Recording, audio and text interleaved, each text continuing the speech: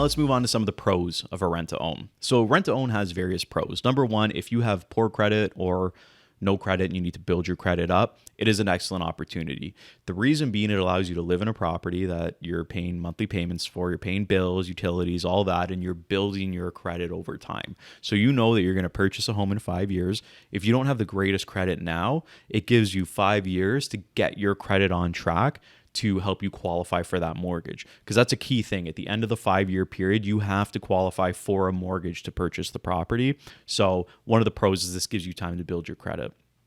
Pro number two, I would say, is that it allows you to set aside a down payment in two ways, really. Way number one is if you're paying additional fees to the landlord every month, like, you know, if, like we mentioned previously in the video, if you're spending $2,000 a month and you're paying $2,500 a month, like that extra $500 is going into an account to save for a down payment, then you're building a down payment that way. You know, in 5 years, I'm going to have X amount. But if you need more money to go towards your down payment, ultimately, it gives you 5 years to know, okay, we have to put additional money aside each month, each pay, each year, whatever it is. So that way, when the 5-year term is up, we can qualify and we can purchase the property.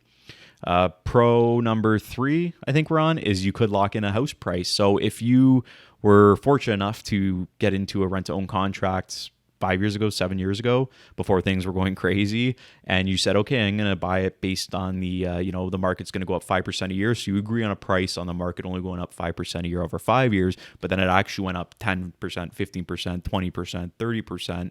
You would actually be buying the house at a discount because you locked it in at a much lower price. And then pro number four, I would say, is that you don't have to move. So you get to rent your house for 5 years, and then at the end of it, you own it. You don't have to worry about coordinating moving trucks or any of that stuff. You just stay put, sign the paperwork, the house becomes yours. If you guys can think of any pros that I'm not thinking of, I would love to hear them. Drop a comment below and let me know.